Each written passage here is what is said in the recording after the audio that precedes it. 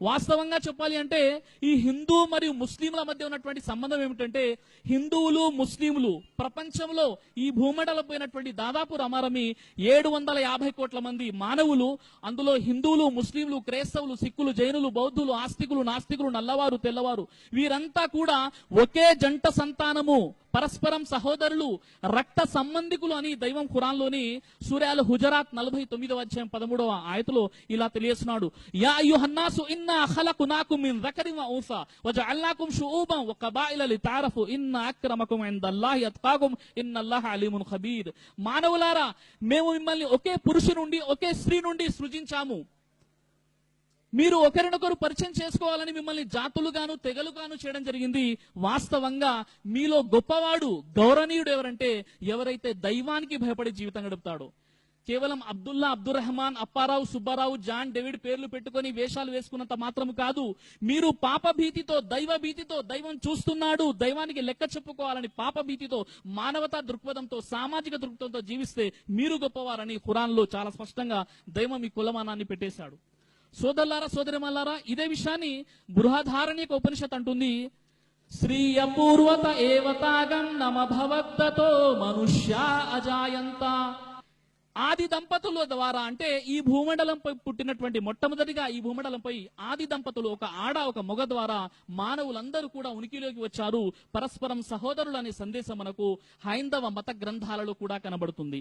మరి నిజంగా చెప్పాలంటే ఈ రోజు మనలో ఈ మానవతా దృక్పథం ఎందుకు నశించిపోయింది?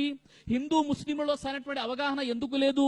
హిందువులు వేరు ముస్లింలు వేరు అనేటటువంటి ఆలోచన ఎందుకు కనబడుతుందంటే, ఈ రోజు మన సమాజాన్ని మనం చూసినప్పుడు ప్రాపంచిక సుఖాలనే పరమార్థంగా ఆలోచించేనేటి ఆధునిక మనిషి ఉదయం నిద్రలేవగానే నాకేదో కావాలి నేనేదో అయిపోవాలి అనే ఆలోచనతో మానవత్వాన్ని మరిచి మనిషిని మనిషే హింసించే క్రూర మృగంగా మారుతున్నాడు.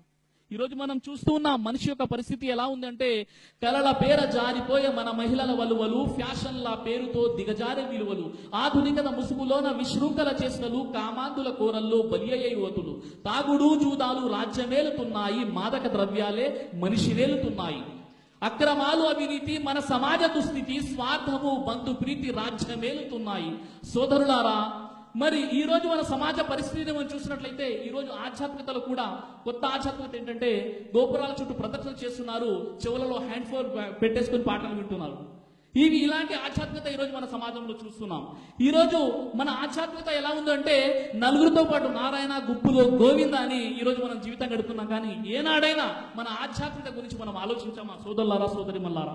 ఈ రోజు మన దేవాలయాలు విస్తరించబడుతున్నాయి, కొత్తవి కూడా వెలుస్తున్నాయి. ఎటు చూసినా పూజా వ్రతాల కోలాహలం, అన్ని వైపుల ఆధ్యాత్మిక సంరంభం, సర్వత్రా ధార్మిక ప్రభంజనం. ఇన్ని జరుగుతున్న వ్యక్తుల మనస్సులలో నీతి లేదు, వ్యక్తిత్వాలతో శాంతి లేదు, పరస్పర వ్యవహారాలలో త్యాగనిరతి లాంటి విలువలు ఎందుకు అంకురించడం లేదంటే నిజంగా సరైనటువంటి ఆధ్యాత్మికతను మనం అర్థం చేసుకోలేదు సోదరులారా సోదరిమల్లారా. మనం ప్రతిరోజు కూడా మస్జిద్ నుండి అజాన్ వింటున్నాం, గోపురాల నుండి సుప్రభాతం వింటున్నాం. ఇక్కడ ముస్లింలు కూడా సుప్రభాతాన్ని వింటున్నారు, హిందువులు కూడా అజాన్ వింటున్నారు. ఒక్కసారి ఈ అర్థంని మనం తెలుసుకున్నట్లయితే ఈ సుప్రభాతం యొక్క అర్థం ఏంటి, రోజు వినేటటువంటి అజాన్ యొక్క అర్థం ఏంటి, ఈ రెండు విషయాల యొక్క అంతరార్థము, దీని యొక్క మీనింగ్, దీని అర్థం తెలుసుకుంటే ఈ రోజు ఆధ్యాత్మికతలో మనం ఎంత వెనుకబాటులో ఉన్నామో మనకు తెలుస్తుంది. మనము మస్జిద్ నుండి అజాన్ వింటున్నాం, గోపురాల నుండి సుప్రభాతం వింటున్నాం. ప్రతిరోజు 5 సార్లు అజాన్ వినబడుతుంది. అదేమిటి, అల్లాహు అక్బర్ అల్లాహు అక్బర్ అనే పదం వింటున్నాం. ఈ పదం విని చాలా మంది ముస్లిమేతలు ఏమనుకుంటున్నారంటే, ముస్లింలు అక్బర్ చక్రవర్తిని పిలుస్తున్నారు ఎందుకు అని చాలా మంది అనుకుంటున్నారు. ముస్లింలు అక్బర్ చక్రవర్తిని పిలవడం లేదు. అల్లా అంటే సృష్టికర్త, అక్బర్ అంటే అందరికంటే గొప్పవాడు. అల్లాహు అక్బర్ అంటే అల్లా సృష్టికర్త, అందరికంటే గొప్పవాడు అని దీని అర్థం అనమాట. ఈ అర్థం తెలియని కారణంగా చాలా మంది ముస్లింలు అక్బర్ని పిలుస్తున్నారు, బాబర్ని ఎందుకు పిలవట్లేదని చాలా మంది పొరపాటు పడుతున్నారు. ఈ మిస్కన్సెప్షన్ ఏదైతే ఉందో అపోహ దూరం ఉందని భావిస్తున్నాను. తర్వాత అష్హదు అల్లా ఇలాహా ఇల్లల్లా, నేను సాక్ష్యమిస్తున్నాను ఆరాధనకు ఒక్క దైవం తప్ప మరొక దైవం లేడని. అష్హదు అన్న మొహమ్మద్ రసూలుల్లా, నేను సాక్ష్యమిస్తున్నాను మొహమ్మద్ సల్లల్లాహు అలైహి వసల్లం వారు దైవం యొక్క చిట్ట చివరి దైవ ప్రవక్త. హయ్యా అలస్సలా, మీరు ప్రార్థన వైపునకు రండి. ఓ ముస్లింలారా, ఎవరైతే ఈ యొక్క పదాన్ని వింటున్నారో మీరు ప్రార్థన చేయడానికి రండి. హయ్యా అల్ ఫలా, మీరు సాఫల్యం వైపునకు రండి. అల్లాహు అక్బర్ అల్లాహు అక్బర్, ఆ దైవం అందరికంటే గొప్పవాడు. లా ఇలాహా ఇల్లల్లా, ఆ దైవం తప్ప మరొక దైవం లేడు అని ప్రతిరోజు అజాన్ యొక్క అర్థం అండి ఇది. యాజ్ ఇట్ ఈజ్ అర్థం మీకు వినిపించాను. అదేవిధంగా మరోవైపు గోపురాల నుండి సుప్రభాతం వింటున్నాం. అదేమిటి?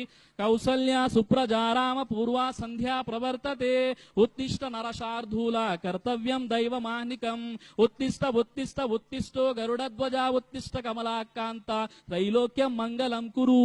విన్నారు కదండి, చాలా మంది మనం విన్నాం. దీని అర్థం ఏంటి?